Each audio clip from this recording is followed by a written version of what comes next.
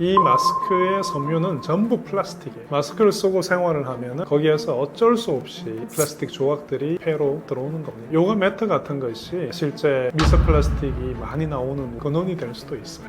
물로 씻는 분들이 꽤 많은데 이게 훨씬 더 위험한 행동이에요. 이런 영상을 찍으면 소위 어그로를 끌기 위해서 썸네일에 화학자가 뭐 냉동밥을 절대 먹지 않는 이유 이런 식으로 이제 나오긴 하는데 실제 냉동밥을 드셔도 되는데 밥을 이제 냉동을 할 때 되도록이면 플라스틱 용기에 하지 마시라는 거죠. 많은 분들이 밥을 작은 플라스틱 용기에 담고 소분을 하지 않습니까? 그 다음에 이 플라스틱 용기를 전자레인지에 넣고 그냥 데우는데 그 과정 속에서 플라스틱들이 많이 떨어져 나와요. 되도록이면 유리 용기 같은 데다가 밥을 보관을 하시고 데울 때도 유리 용기에서 데우신다면은 저는 거기에 대해서는 아무런 불만이 없습니다. 플라스틱에 내가 먹는 음식을 되도록 닿지 않게 하는 것. 그리고 이제 플라스틱 중에서도 다회 용기는 괜찮은 경우가 꽤 많이 있어요. 플라스틱 용기가 재질이 좀 단단해서 거기에서 미세 플라스틱이 잘 떨어져 나오지 않는 재질이라고 한다면 사용해도 되는데, 하지만 그런 용기라고 하더라도 낮은 온도와 높은 온도를 너무 왔다 갔다 하는 것은 좋지 않다, 이렇게 제가 말씀드리고 싶고요. 실제로 우리가 건강해지기 위해서 집에서 이제 요가 매트 같은 걸 두고 거기서 운동도 하고 그러지 않습니까? 요가 매트 같은 것이 실제 미세 플라스틱이 많이 나오는 근원이 될 수도 있어요. 오랫동안 사용하면은 재질이 약해지고 거기에서 이제 먼지가 생기고 우리가 공기로 흡입을 하게 되면 그것을 통해서 또 미세 플라스틱 많이 들어오고요. 코로나 시절에 우리가 마스크 쓰는 습관을 아직도 계속 갖고 계신 분들이 많이 있는데, 우리가 일반적으로 쓰는 이 마스크는 전부 플라스틱으로 만든 겁니다. 플라스틱을 녹여가지고 그걸 이제 바람을 불어주면 실이 만들어져요. 그 다음에 이 실을 뿌려서 부직포를 만들어서 마스크를 만드는데, 이 마스크의 섬유는 전부 플라스틱이에요. 마스크를 쓰고 생활을 하면은 거기에서 어쩔 수 없이 플라스틱 조각들이 폐로 들어오는 겁니다. 꼭 필요한 경우가 아니라면은 마스크를 쓰지 않는 것이 좋겠습니다.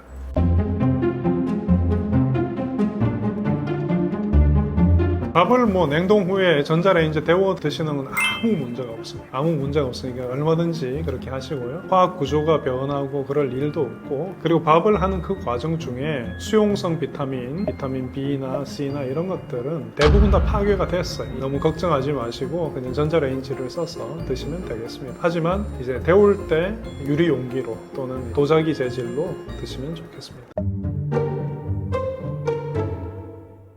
우리가 음식을 오랫동안 보관하기 위해서 냉장고를 많이 쓰죠. 많이 쓰는데 실제 냉장고의 온도가 4도 미만, 이 정도 온도가 오랫동안 유지가 되면 실제는 미생물이 자라는 속도가 좀 느려집니다. 여기서 이제 우리가 기억을 해야 되는 것은 미생물이 자라는 속도가 느려진다는 것이 자라지 않는다는 뜻이 아닙니다. 뭐 4도보다 좀 더 높은 온도가 되어버린다고 한다면은 실제 굉장히 빨리 미생물이 증식을 하죠. 예를 들자면 우유를 사서 우유 뚜껑을 열고 우리가 보관을 합니다. 그것이 설령 멸균유라고 그러죠. 먼 나라에서 온 그 멸균유 같은 경우에는 세균을 하나도 없이 다 죽인 그런 상태지만 이제 뚜껑을 딱 여는 순간 그때부터는 우리 주변에 있는 세균이 얼마든지 들어갈 수가 있어요. 역시 또 젊은 분들이 멸균유를 사면 뭐 상하지 않는다 이런 생각을 많이 하시고 그걸 사서 냉장고에 보관 안 하고 뭐 밖에 보관하는 그런 경우도 있고, 그런데 그건 굉장히 위험한 행동이고, 냉장고에 보관을 하더라도 온도가 4도보다 높아진다 그러면은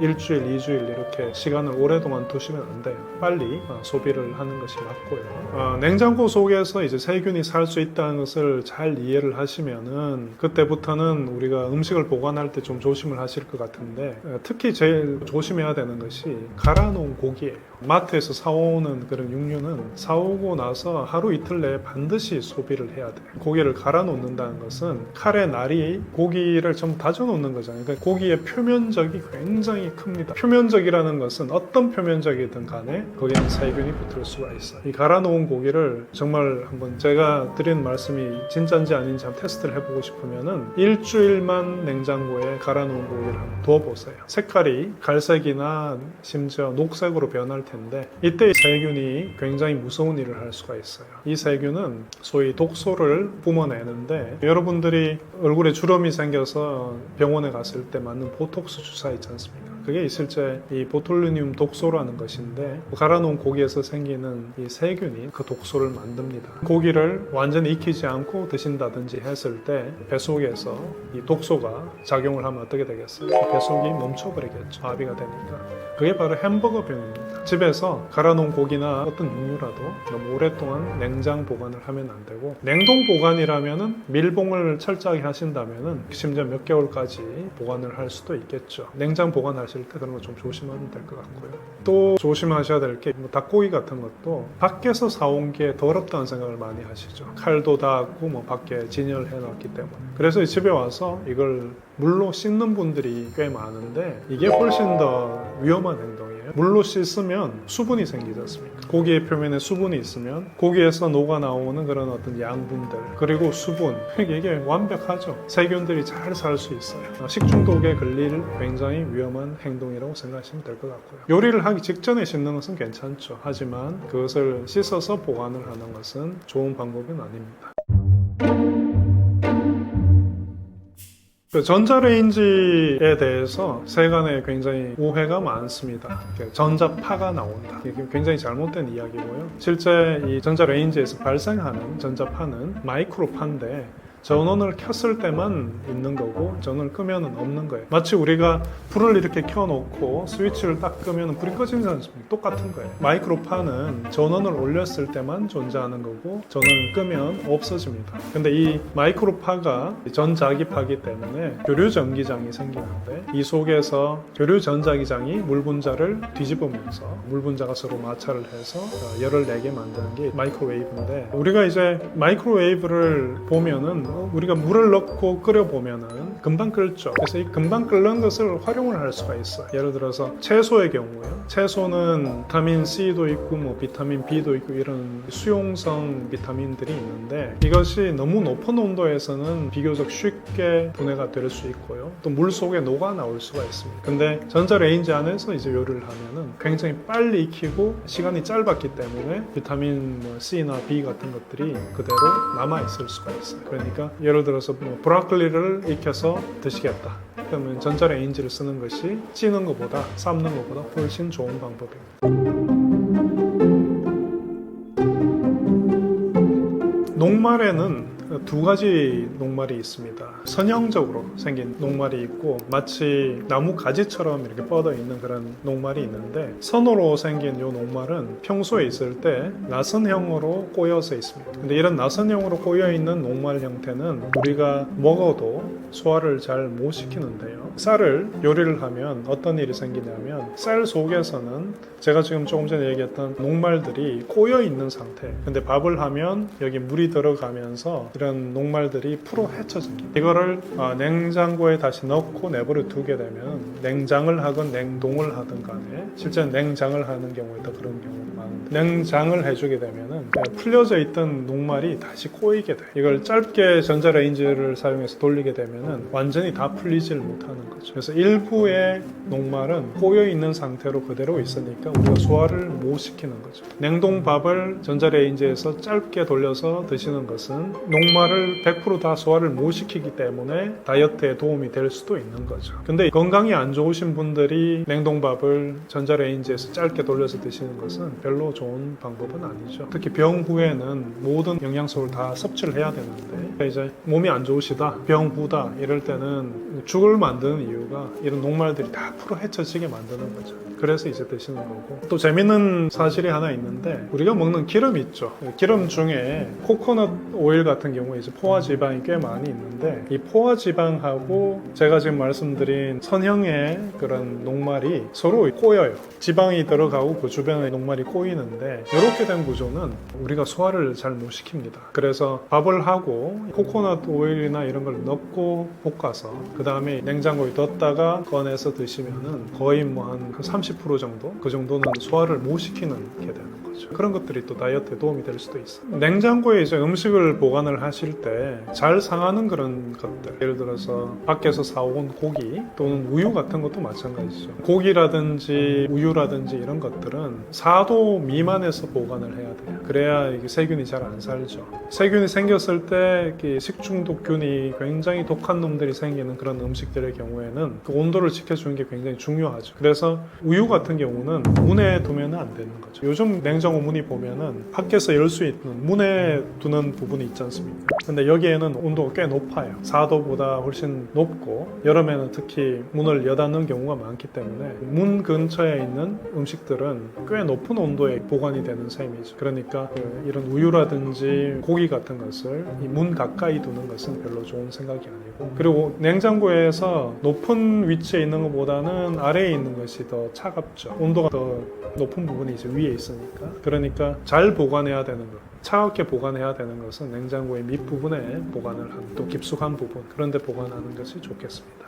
농약이 우리 몸속에 쌓이면 어떤 일이 벌어지나요?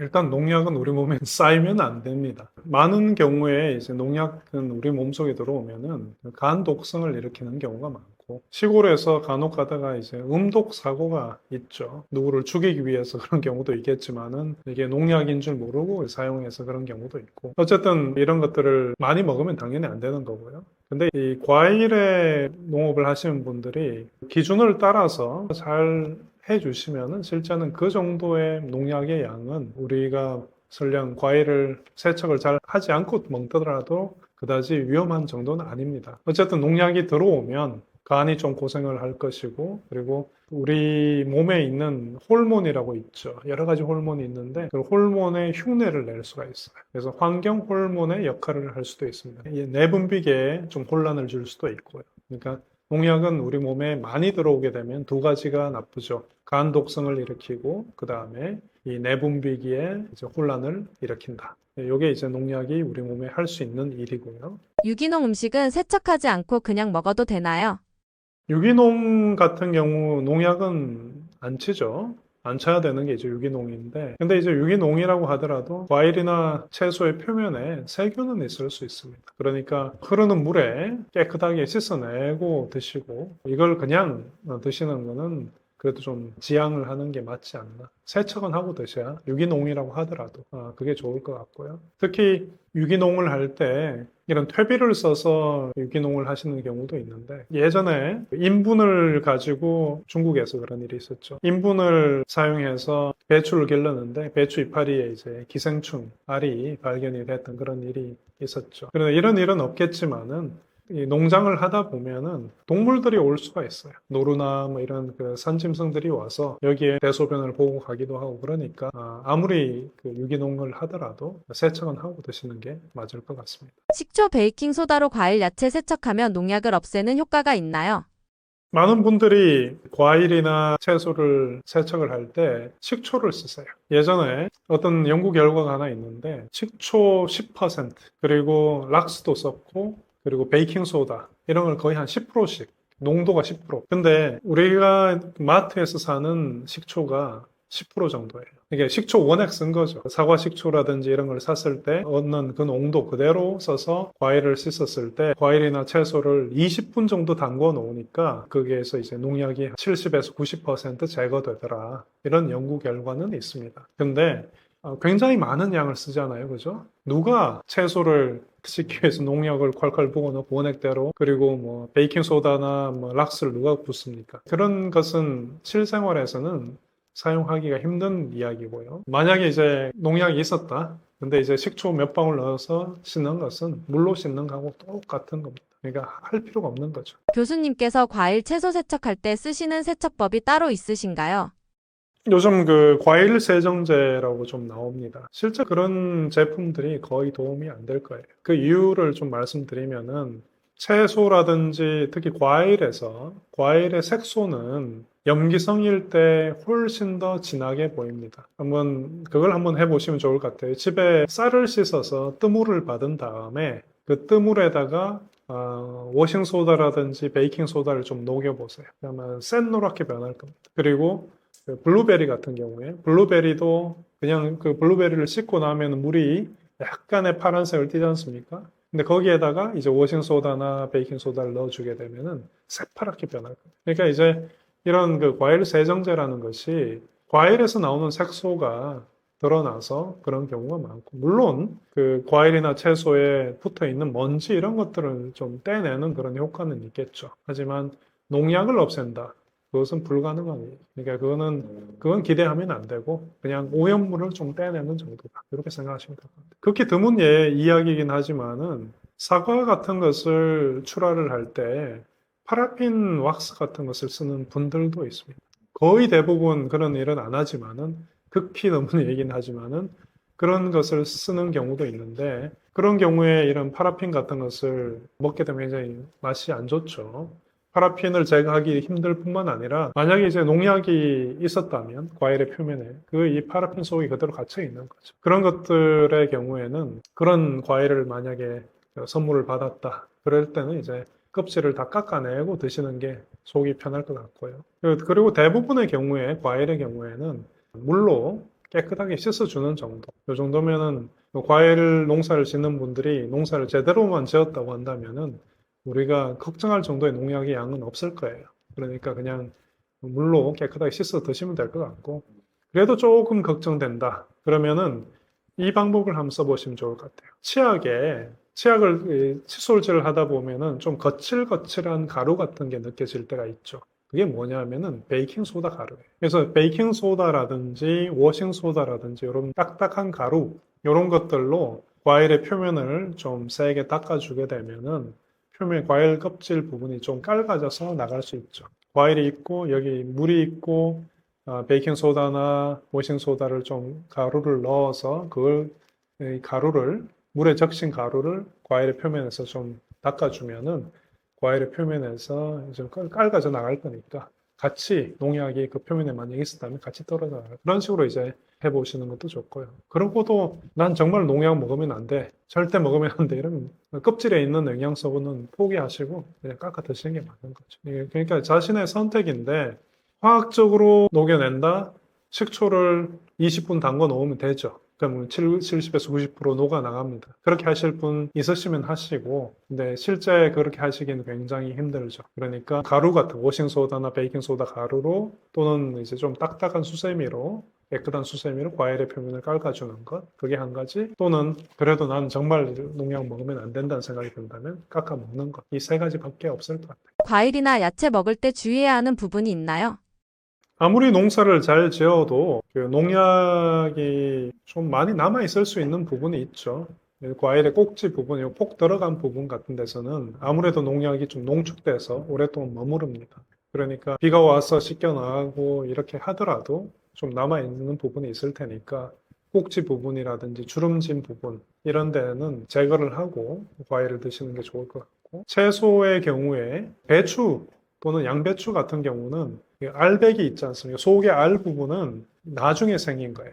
그러니까 이런 그 배추를 기르는 걸 보면은 먼저 순이 나온 다음에 잎이 이렇게 벌어지고 나면 이걸 나중에 묶어줍니다. 그러면 이 속에서 이제 알이 차면서 이렇게 커지는데, 그러니까 이제 농약이 맨 바깥의 껍질에만 있어요. 배추라든지 양배추 같은 것은 너무 걱정하지 마시고 맨 바깥의 껍질은 제거해버리고 속의 거는 그냥 물에 씻어 드시면 됩니다. 특별히 걱정하실 건 없을 것 같아요. 요즘 많은 분들이 다이어트를 한다고 샐러드를 여러 개를 사서 냉장고에 두고 드시고 하는데, 이 샐러드를 만들 때 이 파리를 많이 씻죠. 이미 씻습니다. 씻고 또 과일도 씻어서 넣고 이렇게 하는데 물이 들어갔지 않습니까? 채소든 뭐든 물이 닿았다. 그리고 거기에 뭐 또 견과류라든지 치즈라든지 이런 그 단백질도 좀 들어갔죠. 그러면은 이제 거기는 세균이 굉장히 잘 자랄 수 있습니다. 그러니까 여러 개를 한 번에 사지 말고 그냥 한두 개만 사서 빨리 먹어 치우는 것이 좋을 것 같아요. 그러니까 샐러드 사서 아깝다고 뭐 한 4일, 5일 지난 샐러드 드시다가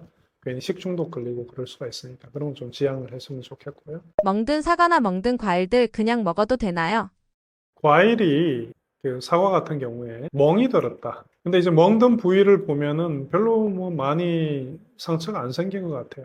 그래서 조금만 도려내고 이렇게 드시는 경우가 있는데, 실제는 이런 과일의 조직이 만약에 그렇게 상했다고 한다면은 그 상한 조직을 통해서 세균이 굉장히 깊숙하게 침투를 할 수가 있습니다. 그러니까 내 눈에 보이는 상처의 3배의 깊이 정도까지는 도려내고 드셔야 될 것 같아요. 대부분 어지간한 곰팡이나 세균 드셔도 잘 건강 안 잃으시고 잘 살지만은 면역이 약하신 이런 분들은 그런 곰팡이나 세균이 몸에 들어왔을 때 좀 문제가 생기는 경우도 있으니까 이제 3배 정도는 잘라내야 된다. 그리고 잘라냈는데 속에 보면은 사과가 깨끗하지 않고 뭔가 갈색의 줄이 보인다든지 그런 게 보인다고 한다면은 아깝지만 버려야 돼. 그니 세균이 이미 다 침투를 한 거니까. 콩과 고사리에 독이 있다고 하는데 어떻게 먹어야 할까요? 우리가 먹는 음식 중에 원래 독을 가지고 있었던 그런 음식들도 있습니다. 예를 들어서 고사리. 고사리의 경우에는 생고사리에는 이 프타킬로사이드라는 화합물이 있는데 이게 우리 몸속에 들어오게 되면은 이 암을 유발하는 그런 물질입니다. 근데 고사리가 100g에 한 4g 이상 단백질로 이루어져 있어요. 채소치고 단백질이 굉장히 많은 그런 식품이죠. 그래서 이런 고사리를 드실 때는 아주 푹 삶아서 거기에서 이제 물을 계속 우려내야 돼요. 뜨거운 물에 오랫동안 삶아서 계속 우려내고 그리고 드시면은 이제 그 속에 들어있는 그 독극물 다킬로사이드라는 것이 완전히 제거가 될 거고요. 또 요즘 다이어트 한다고 이제 샐러드 드실 때 강낭콩 삶아서 같이 넣어서 드시는 그런 경우도 있는데 이런 강낭콩은 완전히 익히지 않으면은 그 속에 이제 렉틴이라는 그런 단백질이 있는데 이게 몸에 들어오면 독입니다. 그러니까 푹 삶으면은 우리가 먹을 수 있는 단백질이고 근데 이게 덜 삶긴 그런 물질이면 우리 몸속에 들어왔을 때 식중독을 일으킬 수 있는 물질이니까 이 콩을 삶을 때는 반드시 푹 삶아서 드셔야 될 것 같습니다. 그러니까 그럼 몇 가지만 좀 지키면 될 것 같아요. 고사리 삶을 때 푹 삶아서 고사리는 비타민 B나 A, C나 이런 것들을 얻기 위해서 먹는 게 아니고 단백질을 먹기 위해서 먹는 거고 그리고 콩도 단백질을 먹으려고 하는 거니까 푹 삶아서 밥도 마찬가지잖아요. 그죠? 밥을 푹 삶아야 거기에서 녹말을 다 빼내서 우리가 소화를 잘 시킬 수 있는 것처럼 이런 푹 삶아야 되는 것들은 푹 삶는 것이 좋습니다. 떫은 감을 먹으면 안 된다고 하는데 이유가 무엇인가요? 감 같은 경우에 떫은 감, 떫은 감을 굳이 드시려고 안 하는 게 좋을 것 같아요.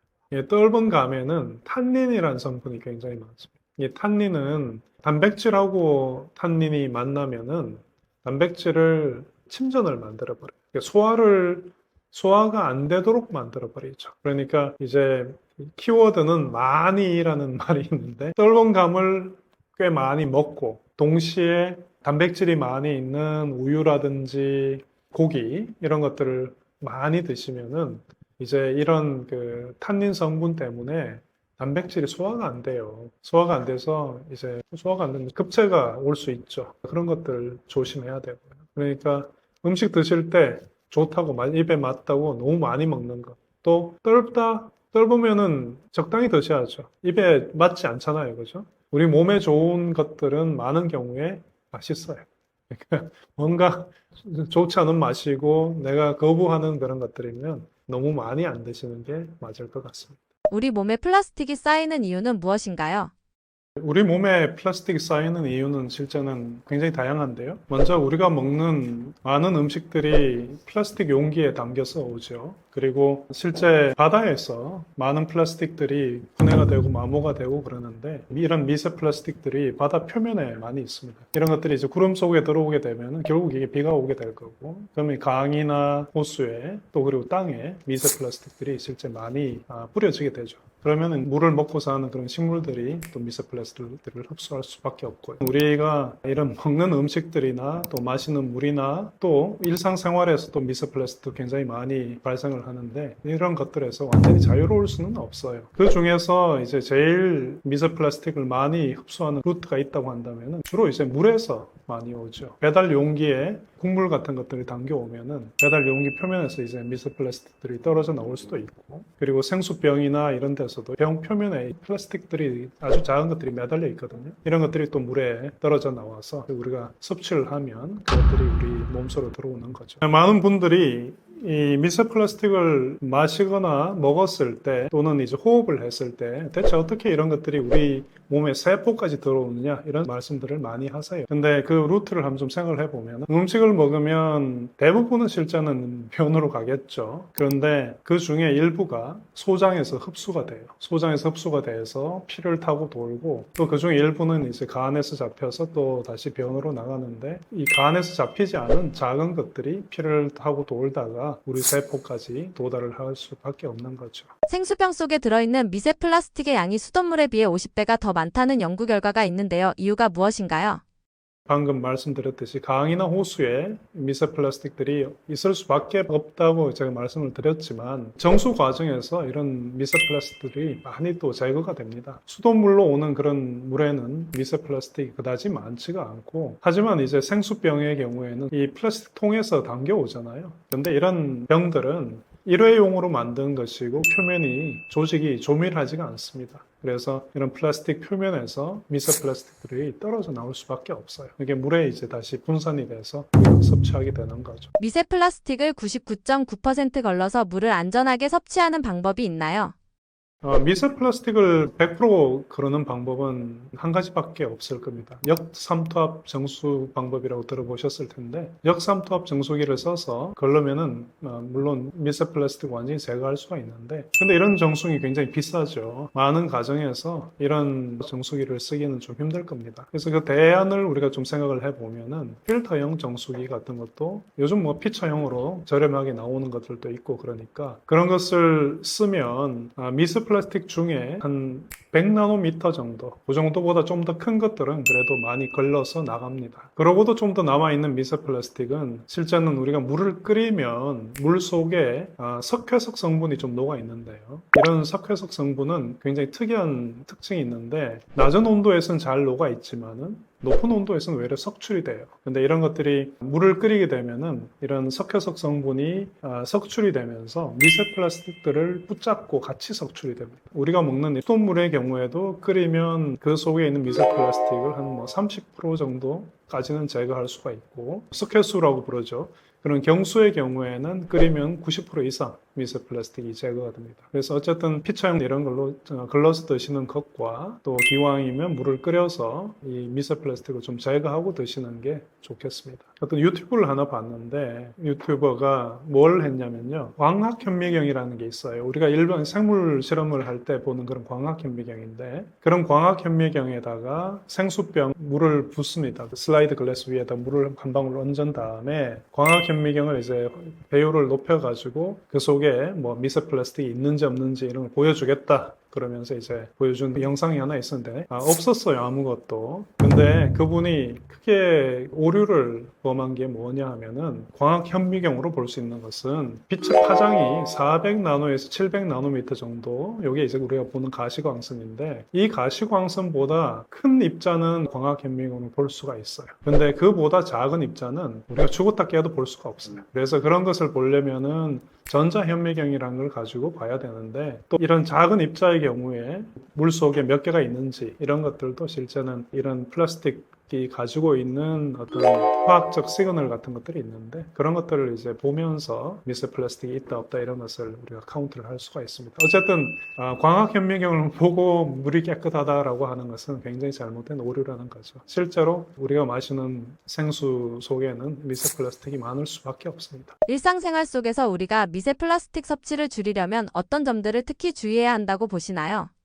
일상생활에서 미세 플라스틱을 줄이는 방법을 좀 생각을 해보면 우리가 미세 플라스틱을 많이 먹는 경로가 물을 마시는 거죠. 그러니까 물을 되도록이면 걸러서 드시고 끓여서 드시고 이게 한 가지 방법이고 우리가 아무리 또 집에서 노력을 하더라도 배달 음식을 시키는 경우는 어쩔 수가 없어요. 국물이 있는 그런 배달 음식의 경우에 뜨겁잖아요. 그러면 이 뜨거우면은 플라스틱 용기에서 미세 플라스틱이 많이 떨어져 나올 수밖에 없어요. 배달 음식을 시켰다. 되도록이면은 국물은 적게 드시는 게 좋겠죠. 그런 식으로 조금이라도 그 미세 플라스틱에 노출되는 정도를 낮추면은 좋겠습니다. 우리가 독을 먹는다고 생각을 했을 때 한 번에 어떤 독국물을 많이 먹으면 사람이 죽죠. 하지만은 조금 먹으면 죽지 않아요. 심지어 그 보고독 같은 경우에도 정말 작은 양이 우리 몸에 들어온다 그러면 안 죽거든요. 그러니까 미세 플라스틱이 그냥 고기라고 생각을 하시면 될 것 같아요. 한 번에 우리가 걸러지 않고 먹는다면은 100을 먹는다면 한 번 그래도 그러고 먹으면 한 10 정도밖에 안 먹는 거죠. 그러니까 그만큼 희석을 해서 먹는 거니까 몸에 문제가 생기는 그 시점을 좀 더 뒤로 미룰 수가 있을 겁니다. 조금만 경각심을 가지고 생활하셨으면 좋겠고요. 요즘 우리나라 사람들 사람 대단하죠. 특히 젊은이들. 아이스 아메리카노 막 먹을 때 맨 마지막에 하는 행동이 있죠. 마시고 나서 맨 끝에 얼음이 있으면 막 흔듭니다. 흔들어가지고 또 얼음 깨물어 먹고 이러는데 실제는 이렇게 얼음이 플라스틱 표면을 두드리면은 거기서 미세 플라스틱이 많이 떨어져 나와요. 그러니까 맨 마지막에 흔들어서 먹는 것만 줄여도 꽤 많이 미세 플라스틱을 줄일 수 있는 방법이 아닐까 그렇게 생각합니다. 의외로 미세 플라스틱을 섭취하게 되는 생활 습관도 있을까요? 실제로 그 빨래를 할 때 우리 옷에 많은 옷이 합성 섬유로 이루어져 있습니다. 합성 섬유가 실제 플라스틱이거든요. 그 빨래를 할 때 어쩔 수 없이 마모가 되니까 거기에서 작은 플라스틱 섬유들이 떨어져 나오는데 이렇게 떨어져 나오는 것은 실제는 어쩔 수 없는 부분이 있어요. 그런데 이제 건조기에 돌리면은 훨씬 더 많은 양의 플라스틱들이 떨어져 나오게 되고 그게 이제 환경으로 혹시나 빠져나가게 되면은 강이나 바다를 오염시킬 수밖에 없지 않습니까? 우리가 이제 생활을 할 때 되도록이면 건조기를 쓰지 않고 그냥 자연 건조를 하는 것이 실제 환경에 큰 도움을 주는 것이죠. 미세 플라스틱과 관련해 꼭 해주고 싶은 말씀이 있으신가요? 멸치 같은 경우에 작은 생선들은 플랑크톤을 먹고 살죠. 이 플랑크톤들은 또 더 작은 그런 입자들을 먹고 사는데 이때 뭐 미세 플라스틱들을 먹을 수가 있어요. 결국은 이런 미세 플라스틱들이 먹이 사슬을 타고 쭉 올라오는데 멸치 같은 경우에 이제 내장에 어쩔 수 없이 미세 플라스틱이 좀 있습니다. 그러니까 그런 내장을 좀 제거하고 드신다든지 생선 같은 경우에 위장의 이 내벽 이런 부분을 좀 긁어내버리고 드시면은 미세 플라스틱을 좀 덜 드시는 방법이 될 것입니다. 화장실이 더러워지는 진짜 이유는 무엇인가요? 화장실을 더럽게 만드는 요인은 사람이죠. 사람이 화장실에서 하는 행동이 몸을 씻고 용변을 보는 것인데 몸을 씻으면서 땀샘에서는 그냥 땀이 주로 나오겠지만 이 모공에 매달려 있는 피지샘도 있고 또 모공에 이제 아포크린샘이라는 게 있습니다. 우리 몸에서는 피지도 나오고 단백질도 나오고 각질도 굉장히 많이 떨어져 나오죠. 각질은 거의 대부분이 이제 케라틴이라는 단백질로 이루어져 있어요. 그러니까 단백질하고 지방이 우리 몸에서 떨어져 나오는 오염물인데 이런 것들이 세균의 입장에서 보면은 먹이죠. 우리도 지방이나 단백질 좋아하잖아요. 세균도 좋아한단 말이에요. 세균 입장에서 음식물을 먹으면서 사니까 화장실은 더러워질 수밖에 없는 건데 이런 노폐물들을 세균이 분해를 하다 보면은 거기에서 뭐 암모니아도 나오고 황화합물, 방귀 냄새 같은 거 있죠. 이런 것도 이제 황화합물인데 또 식초 냄새가 고약하듯이 우리 몸에서 나오는 지방산이 분해가 되면 굉장히 짧은 유기산이 만들어져요. 이런 것들이 냄새가 아주 고약합니다. 청어통조림 있잖아요. 그 냄새가 바로 유기산이고요. 가을에 은행 있죠. 은행 껍질 거기에서도 역시 유기산이 존재하는데 그 냄새가 아주 고약해요. 그래서 화장실에 그런 냄새가 날 수밖에 없고 그 다음에 이제 우리가 용변을 보게 되면은 변기 물을 내리게 될 때 이때 실제 비말이 생깁니다.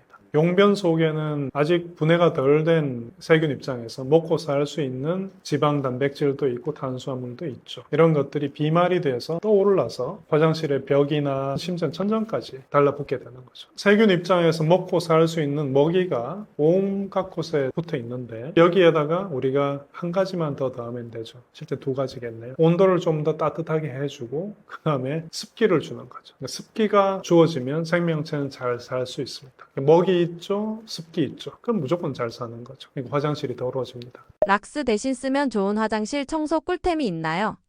많은 분들이 청소를 할 때 락스를 많이 사용하십니다. 락스가 굉장히 좋은 살균제고 표백제죠. 화장실에서 청소를 할 때 락스를 많이 사용하는데 락스는 굉장히 좋은 살균제지만은 세정력이라는 측면에서는 아주 뛰어나다고는 할 수가 없어요. 실제 우리가 락스로 청소를 했을 때 워낙에 이 락스가 표백작용이 좋다 보니까 설령 변이 묻어 있어도 락스가 지나가고 나면 없는 것처럼 하얗게 보이는 거죠. 오염물이 아직 남아있는 상태인 경우가 많고요. 락스 같은 경우에 어떻게 만드는지를 잠깐 말씀드리면은 그 NaOH 같은 수산나트륨, 염기성 물질하고 염소 기체 Cl2 이 둘을 반응을 시켜주면 락스가 만들어집니다. 근데 락스가 만들어지는 과정이 정반응이라고 한다면은 화학 반응에는 반드시 역반응도 있어요. 용기가 있으신 분은 그 락스통의 뚜껑을 열고 냄새를 한번 맡아보세요. 아주 매캐한 냄새가 날 겁니다. 이게 바로 염소 기체예요. 이제 우리가 락스를 5만 대 다 뿌려놓고 사용을 하다 보면 염소 기체가 소량 생깁니다. 뿌려놨기 때문에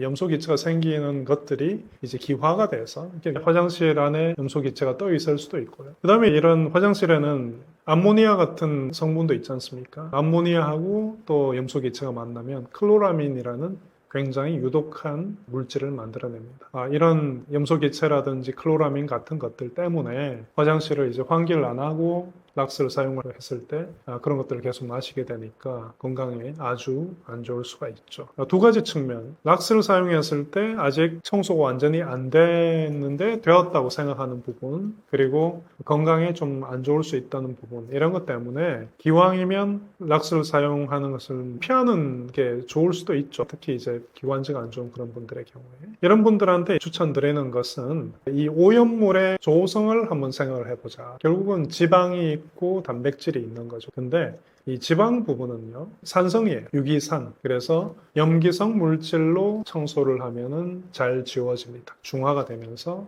이제 비누화 반응을 하면서 잘 씻겨 나갑니다. 그 다음에 단백질은 염기성 물질하고 닿으면 단백질이 잘게 분해돼서 쪼개져서 잘 씻겨 나가. 자, 이제 화장실에 또 하나 더 남아있는 걸 생각을 해보면은 물 속에는 그 석회석 성분이 녹아있다고 제가 말씀드린 적이 있는데 물이 마르고 나면은 남는 게 석회석이죠. 이 물 속에 들어있는 칼슘 이온이나 마그네슘 이온이 비누하고 만나게 되면은 비누때를 만듭니다. 이 비누때는 물에 안 녹아요. 이런 비누때와 석회석 같은 것들은 산성 물질로밖에 녹일 수가 없습니다. 그러니까 이러한 비누때와 석회석을 없애기 위해서 산성 물질, 식초라든지 구연산 이런 것들을 쓰면 되시고요. 지방 없애고 단백질 없애는 데는 염기성 물질. 제가 이제 유튜브에 나와서 추천하는 염기성 물질이 워싱소다예요. 탄산소다라고 부르기도 하고요. 탄산나트륨입니다. 근데 이 물질을 사용을 하면 베이킹소다보다 염기성이 더 강해요. 그래서 청소가 꽤 잘 됩니다. 그런 식으로 이제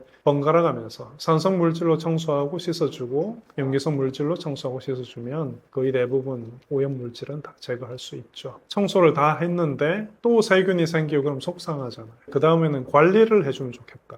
세균이 잘 생기지 않도록 했으면 좋겠다. 그래서 이제 제가 제안하는 것이 과탄산소다라는 게 있어요. 빨래할 때 쓰는 표백제인데 이 과탄산소다에는 워싱소다하고 과산화수소가 같이 있는 거예요. 이 과탄산소다를 화장실의 구석 같은데 물이 튀고 세균이 잘 생기는 부분에 조금씩만 뿌려놓는 거예요. 그러면 물방울이 혹시 딱 튀어 들어오면은 세균이 살아나려고 하다가 과탄산소다가 녹죠. 그러면서 과산화수소가 흘러나와서 세균을 죽여버려요. 그러니까 화장실에 세균이 안 생기니까 화장실이 더러워질 일이 없죠. 그런 식으로 이제 관리를 좀 해줄 수가 있겠습니다. 유리에 자국이 생기지 않게 청소하는 팁이 있나요? 특히 이제 거울에 흰 자국들이 많이 생기는데 그 흰 자국이 뭐냐 생각을 해보면 뻔한데요. 물방울이 튀어서 마르면 생기는 것이 석회석입니다. 석회석이 있는 거죠. 또 세수를 하다가 또 튀겠죠. 그럼 그 속에는 뭐가 있겠습니까? 비누때가 있습니다. 그러니까 비누때와 석회석이 거울에 많이 튀게 되는데 이런 것들은 그냥 구연산으로 닦아주면 됩니다. 구연산을 물에 좀 녹여서 닦아주고 그리고 맨 마지막에 샴푸 한 방울 이런 걸로 닦아주면 그리고 완전히 말려주면 거울은 아주 깨끗하게 유지가 될 겁니다. 그리고 이제 샤워실 유리 같은 경우에는 거기는 이제 더러운 게 많죠. 몸에서 떨어져 나온 것도 있고 비누때도 있고 석회석도 있고 그 경우에는 제가 아까 화장실 청소할 때 산성 물질 한 번, 염기성 물질 한 번 이렇게 청소하듯이 이렇게 번갈아 하시면 될 것 같습니다. 화장실 줄눈때 없애는데 콜라가 효과적이라고 하는데 어떻게 생각하시나요?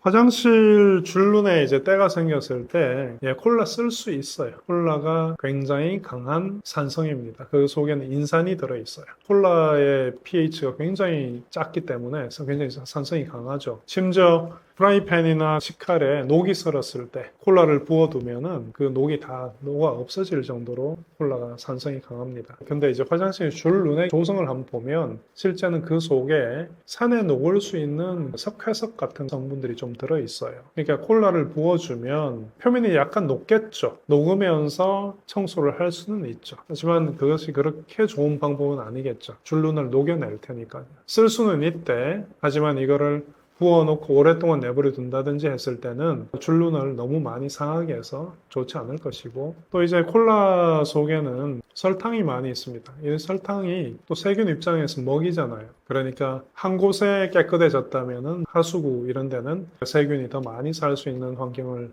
조성해 줄 수도 있으니까 콜라 굳이 그렇게 쓰지 않으셔도 좋을 것 같고요. 콜라를 쓸 바에는 뭐 식초라든지 구연산을 쓰는 것이 차라리 낫겠다. 이렇게 말씀드릴게요. 화학물을 안전하게 쓰는 방법은 무엇이 있나요? 최근에 응급실에서 근무하시는 의사분하고 같이 촬영을 한번 한 적이 있는데 말씀하시는 게 락스 사고가 그렇게 많다고 합니다. 응급실 오시는 분들이 실제 어떤 분은 이제 음독을 하시는 그런 경우도 있지만은 그뿐만 아니라 화장실에서 청소를 하다가 락스 때문에 이제 오시는 분이 있는데 많은 경우가 락스를 사용할 때 문을 닫아놓고 쓰는 것, 환기를 하지 않고 이제 그게 가장 크고 락스하고 식초를 섞어 쓰는 분들이 있어요. 굉장히 위험해요. 락스하고 식초 섞으면 염소 기체가 그냥 생깁니다. 이 염소 기체가 우리를 죽일 수도 있는 그런 독극물이니까 이 락스하고 산성 물질은 절대 섞어 쓰면 안 되고 또 락스를 붓고 빨래를 삶는 분들 락스를 끓는 물에 두게 되면은 염소 기체가 많이 생깁니다. 그것도 굉장히 위험하죠. 시골에서 넓은 그런 공터에서 끓인다면 그거는 괜찮죠. 하지만 집 안에서 빨래를 락스를 붓고 삶는다? 그건 정말 병원 갈 준비하시는 거예요. 그런 건 안 하셔야 돼요. 또 이제 락스하고 과탄산소다 또는 락스하고 과산화수소 이런 것들 섞으면요 폭발을 합니다. 굉장히 급격하게 산소 기체가 생기는데 이게 튀거나 그랬을 때 운이 나쁘면 실명을 할 수도 있고 그러니까 결국 이 화합물을 안전하게 쓰는 방법은 섞지 않는 것 그리고 원액 그대로 쓰지 않는 것 락스 같은 경우도 아주 많이 묽히잖아요. 그런 묽힌 희석액으로 과일을 닦아서 세균을 죽이는 용도로도 쓰니까요. 그러니까 진하게 쓰지 않는 게 굉장히 중요하고 섞지 않는 것. 화학을 정말 잘 알아서 뭐 제가 쓴 책이나 이런 걸 보면서 따라 하시는 분은 괜찮겠지만은 그거를 잘 모르는 상태에서 이것저것 섞는다. 화합물들은 찌개 아니거든요. 찌개 만들듯이 막 섞어 쓰면 안 됩니다. 그러니까 모를 때는 그냥 한 가지 성분만 쓰고 그래도 모르겠다. 그냥 시판되는 제품 쓰시는 게 맞는 거예요. 저는 고려대학교 화학과에서 일을 하고 있는 이광일이라고 합니다. 우리가 생활하면서 맞닥뜨리는 여러 가지 문제점들에 대해서 이야기해봤고 또 그런 문제점들을 어떻게 해결할 수 있을지 그런 것들에 대해서 말씀을 드렸는데요. 생활에서 맞닥뜨리는 문제들은 정말 약간의 과학 지식만 있어도 뭐 해결할 수 있는 경우가 많습니다. 화학이다 그러면은 대부분 다 이제 너무 무서워하시잖아요. 독극물이다, 뭐 터진다 이런 생각만 하시는데 그렇게 생각하지만 마시고 화학을 어떻게 하면 생활에 잘 써서 내 생활이 좀 더 편하고 안전할 수 있을까 이런 것을 좀 더 생각을 해보셨으면 좋겠습니다. 감사합니다.